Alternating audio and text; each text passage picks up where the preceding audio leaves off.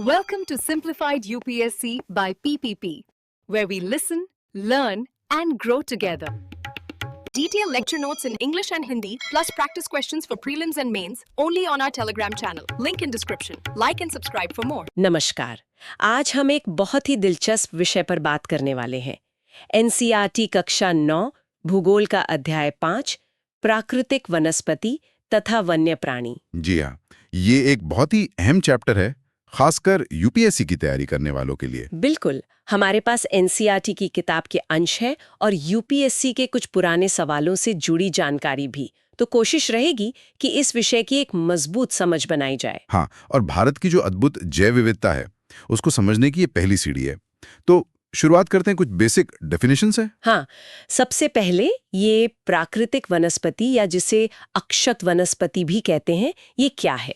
देखिए, ये वो पेड़ पौधे हैं जो कुदरती तौर पर, मतलब बिना किसी इंसानी मदद के अपने आप उगते हैं, और सिर्फ उगते ही नहीं बल्कि लंबे समय तक उन पर इंसान का कोई खास असर भी नहीं पड़ता। अच्छा, मतलब जो जंगल अपने आप पनपते हैं। और इसी से जुड़े दो और शब्द हैं, वनस्पति जात यानी फ्लोरा और प्राणी जात यानी फौना। बिल्कुल सही। फ्लोरा मतलब किसी खास इलाके के सारे पेड़ पौधे, और फौना मतलब वहां पाए जाने वाले सारे जीव जंतु।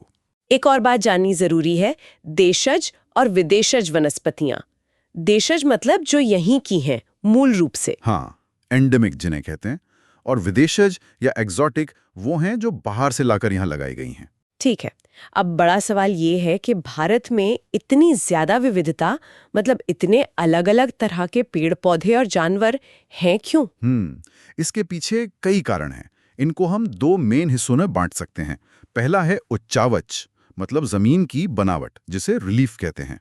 और दूसरा है जलवायु यानी क्लाइमेट। तो पहले उच्चावच की बात करते हैं। इसमें सबसे पहले आता है भूमि या लैंड।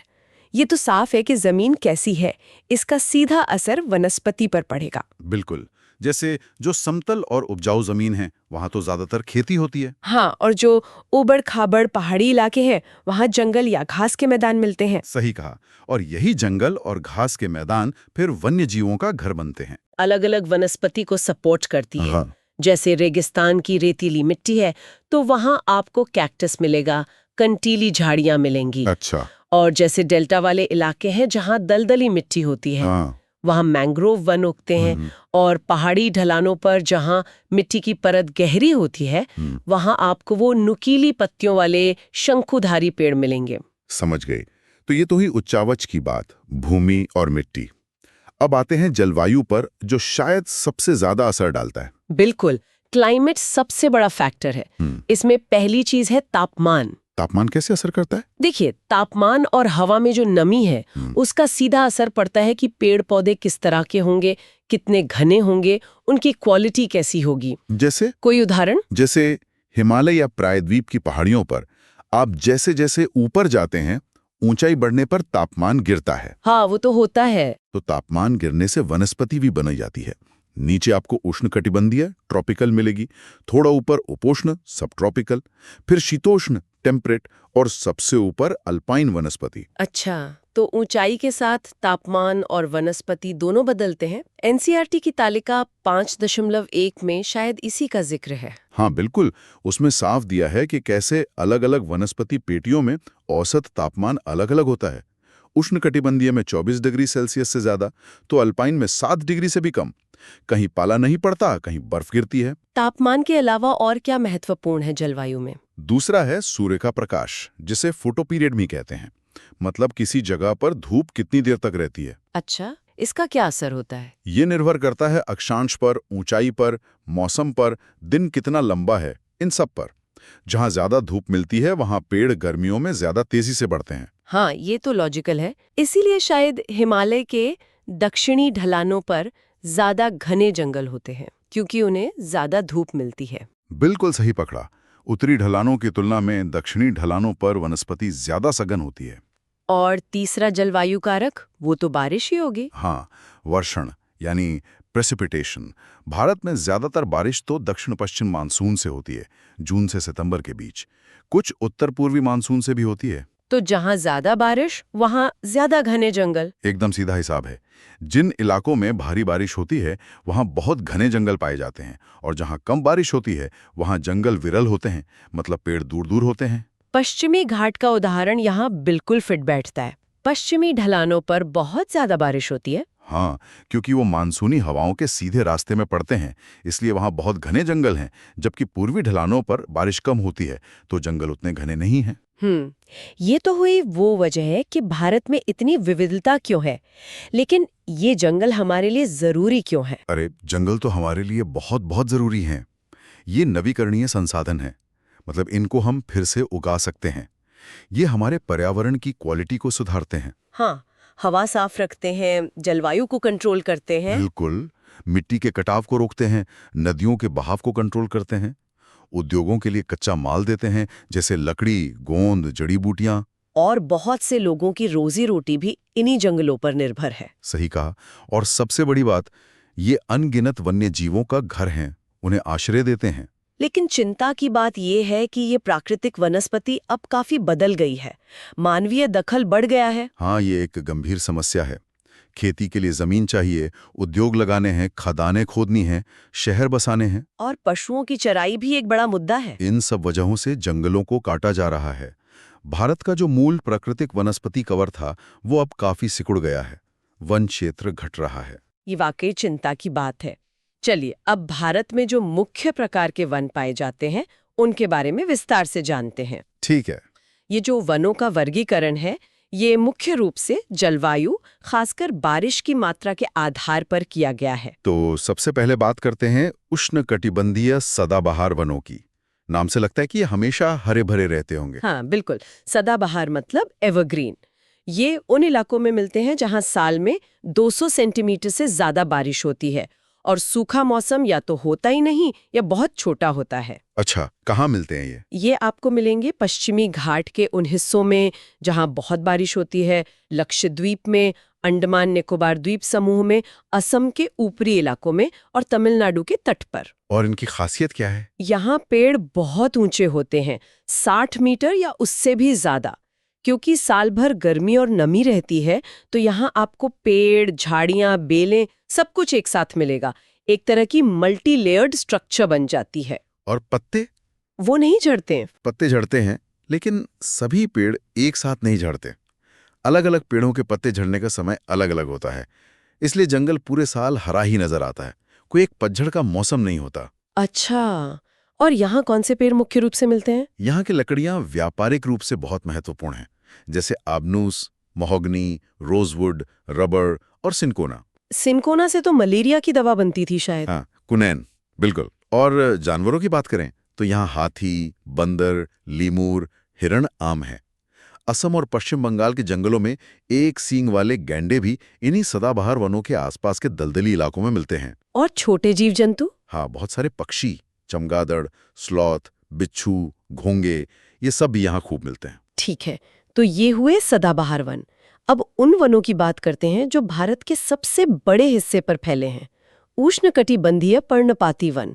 इन्हें मानसूनी वन भी कहते हैं। जी हाँ, ट्रॉपिकल डिसिडुअस फॉरेस्ट या मॉनसून फॉरेस्ट्स। ये भारत में सबसे ज्यादा क्षेत्रफल पर पाई जाते हैं। ये उन इलाकों में मिलते हैं जहां साल की बारिश 70 सेंटीमीटर से 200 सेंटीमीटर के बीच होती है। और पर्णपाती मतलब पत्ते गिराने वाले? बिल्कुल। इनकी सबसे बड़ी पहचान यही है कि गर्मी के मौसम में जब पानी की कमी होने लगती है तो ये लगभग 6 से 8 हफ्तों के लिए अपनी पत्तियां गिरा देते हैं, पानी बचाने के लिए। अच्छा, इनको भी आगे बांटा गया है शायद पानी की उपलब्धता के आधार पर। हाँ, 2 तरह के होते हैं। पहला है आर्द्र पर्णपाती वन, यानी मॉइस्ट डिसिडुअस।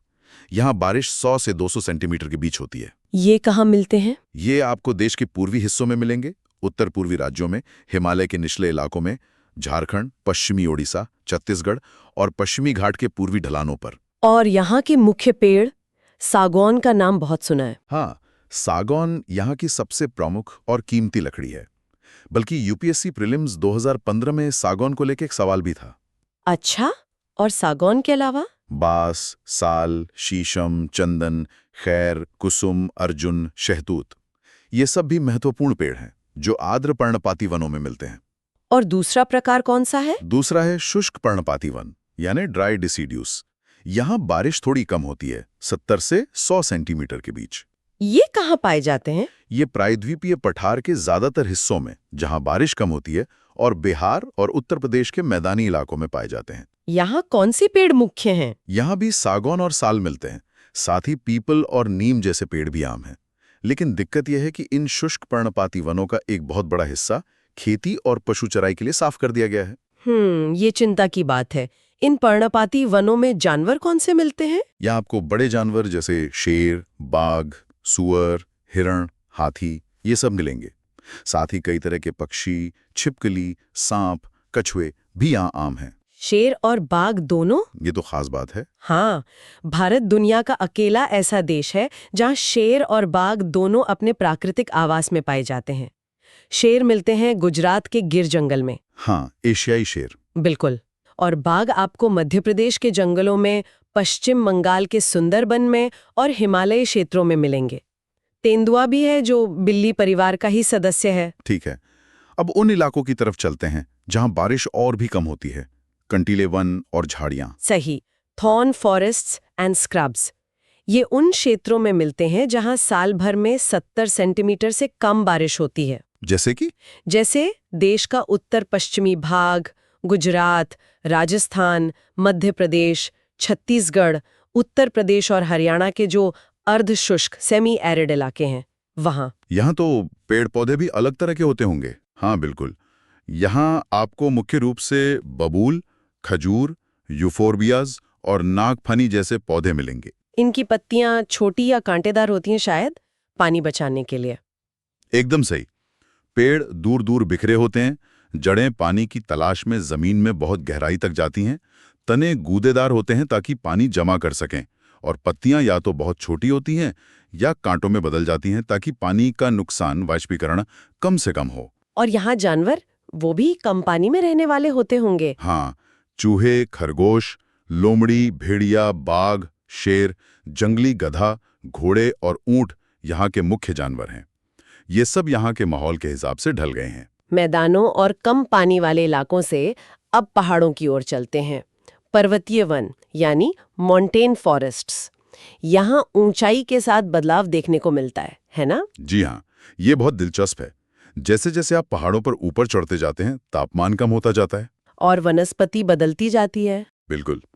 लगभग 1000 से 2000 मीटर की ऊंचाई तक आपको आर्द्र शीतोष्ण वन, वेट टेम्परेट फॉरेस्ट मिलते हैं। इनमें चौड़ी पत्ती वाले सदाबहार पेड़ होते हैं, जैसे ओक और चेस्टनट। फिर और ऊपर जाने पर करीब 1500 से 3000 मीटर की ऊंचाई पर शीतोष्ण वन, टेम्परेट फॉरेस्ट मिलते हैं।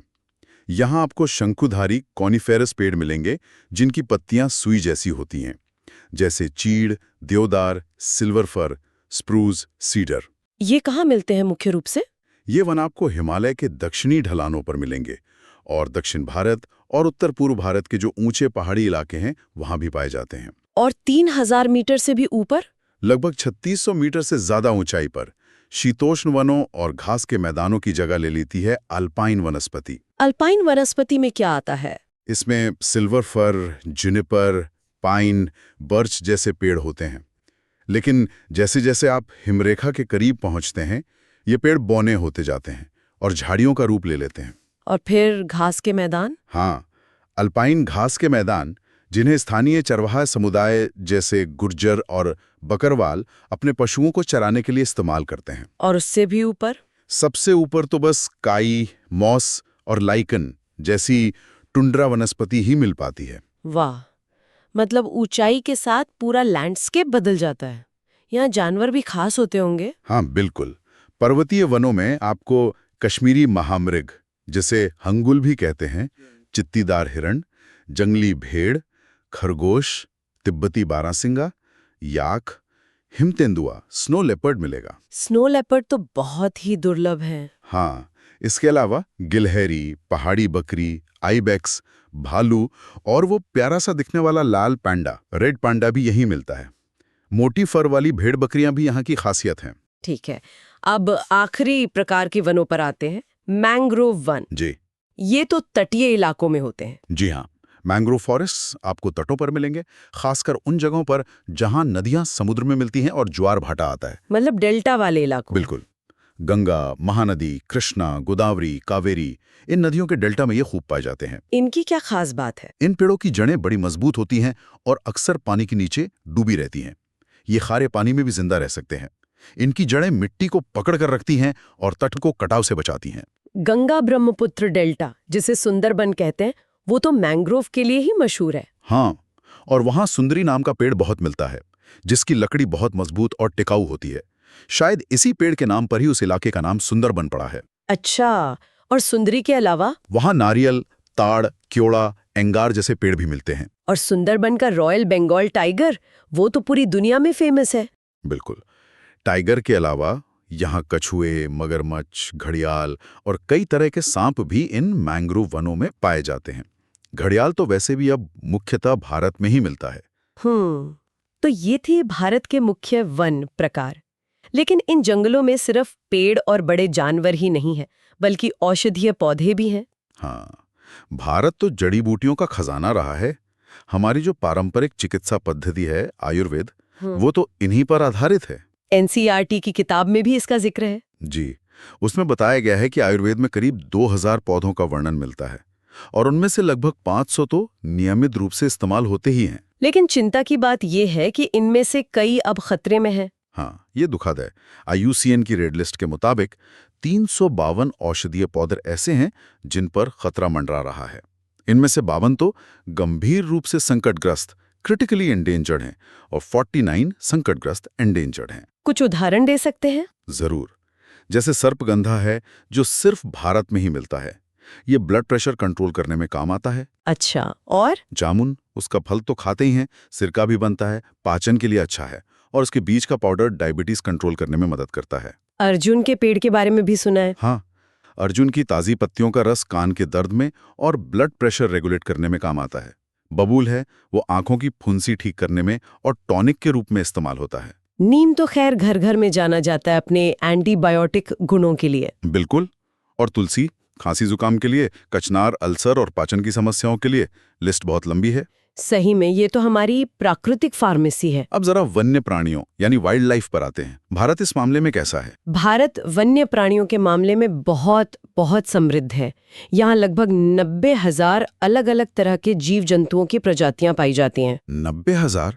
ये तो बहुत बड़ा आंकड़ा है। हाँ, पक्षियों की ही 2000 से ज्यादा प्रजातियां हैं, जो दुनिया की कुल पक्षी प्रजातियों का लगभग 13% है। और मछलियां? मछलियों की करीब 2546 प्रजातियां हैं, जो दुनिया का लगभग 12% है।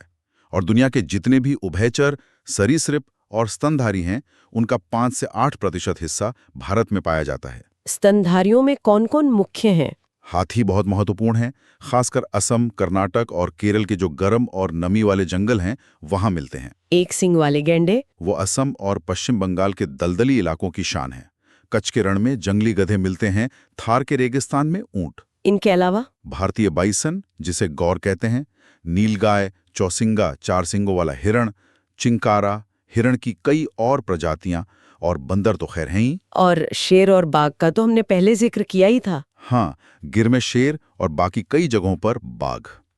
तेंदुआ भी लगभग पूरे भारत में मिलता है। हिमालय के जानवरों के बारे में भी बताया था आपने। जी, याक, तिब्बती बारासिंगा, भरल, नीली भेड़, जंगली भेड़, कियांग, तिब्बती जंगली गधा, आइबैक्स, भालू, स्नो लेपर्ड और रेड पांडा। और पानी में रहने वाले कछुए, मगरमच्छ और घड़ियाल। पक्षी भी तो बहुत तरह के हैं। हाँ, मोर हमारा राष्ट्रीय पक्षी है। इसके अलावा तीतर, बत्तख, तोते, सारस, कबूतर अनगिनत हैं। और प्रवासी पक्षी भी आते हैं सर्दियों में, जैसे साइबेरियन क्रेन। हाँ, और कच्छ का रण, वहाँ हजारों की संख्या में फ्लैमिंगो आते हैं।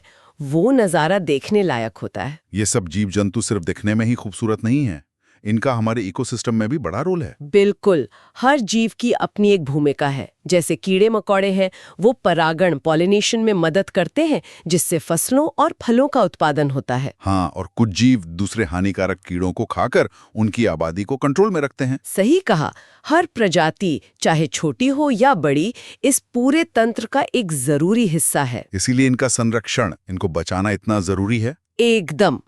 लेकिन हो ये रहा है कि इंसानी गतिविधियों की वजह से इनका घर यानी जंगल कम हो रहे हैं, पारिस्थितिकी तंत्र गड़बड़ा रहा है। शिकार भी एक बड़ी समस्या है। हाँ, लालच में अवैध शिकार होता है, फिर प्रदूषण है, फैक्ट्रियों का केमिकल वेस्ट, खेती में कीटनाशक, अम्ल वर्षा, ये सब नुकसान पहुंचा रहे हैं। और बाहर से लाई गई प्रजातियां, एग्जॉटिक स्पीशीज भी कई बार स्थानीय प्रजातियों के लिए खतरा बन जाती हैं। बिल्कुल। और सबसे बड़ा कारण तो वही है, खेती और बसाहट के लिए जंगलों की अंधाधुंध कटाई। इसके नतीजे तो दिख ही रहे हैं। आपने बताया था कि कई पेड़ पौधों और जानवरों की प्रजातियां खतरे में हैं। हाँ, आंकड़े बहुत चिंताजनक हैं। करीब 1300 पौधों की प्रजातियां संकट में हैं, 20 तो विलुप्ति हो चुकी हैं। जानवरों का भी यही हाल है, कुछ संकटग्रस्त हैं, कुछ विलुप्त हो चुके हैं। इस स्थिति से निपटने के लिए सरकार ने क्या कदम उठाए हैं? सरकार ने कई प्रयास किए हैं। एक महत्वपूर्ण कदम है जीव मंडल निचय, यानी बायोस्फीयर रिजर्व्स की स्थापना करना। देश में 18 बायोस्फीयर रिजर्व बनाए गए हैं। इनमें से कुछ के नाम बताएंगे? हाँ, जैसे सुंदरबन, नंदा देवी, मन्नार की खाड़ी, नीलगिरी, नोकरेक, ग्रेट निकोबार, मानस, सिमलीपाल, पचमढ़ी, अचनकमार, अमरकंटक, ये कुछ प्रमुख हैं। और इनमें से कुछ तो यूनेस्को के वर्ल्ड नेटवर्क में भी शामिल हैं। जी हाँ, इन 18 में से 10 को यूनेस्को ने अपने मैन एंड बायोस्फीयर प्रोग्राम के तहत मान्यता दी है। जैसे यूपीएससी 2013 में नोकरेक के बारे में पूछा गया था, जो मेघालय की गारो पहाड़ियों में है। तो इन जगहों के नाम और लोकेशन याद रखना जरूरी है। और क्या किया गया है? 1992 से सरकार वानस्पतिक उद्यानों, बोटैनिकल गार्डन्स को आर्थिक और तकनीकी मदद दे रही है। खास जानवरों को बचाने के लिए विशेष परियोजनाएं चलाई गई हैं। जैसे प्रोजेक्ट टाइगर? हाँ, प्रोजेक्ट टाइगर बहुत सफल रहा है।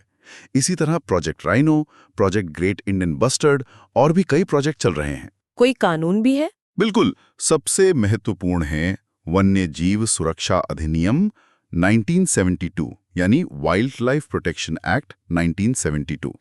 ये शिकार और वन्य जीवों के अवैध व्यापार पर रोक लगाता है और संरक्षित क्षेत्रों की स्थापना का प्रावधान करता है। संरक्षित क्षेत्र मतलब नेशनल पार्क्स और वाइल्ड लाइफ सैंक्चुरी। हाँ, इसी एक्ट के तहत देश में 103 राष्ट्रीय उद्यान, नेशनल पार्क्स और 535 वन्य प्राणी अभयारण्य, वाइल्ड लाइफ सैंक्चुरीज स्थापित किए गए हैं। चिड़ियाघर भी हैं।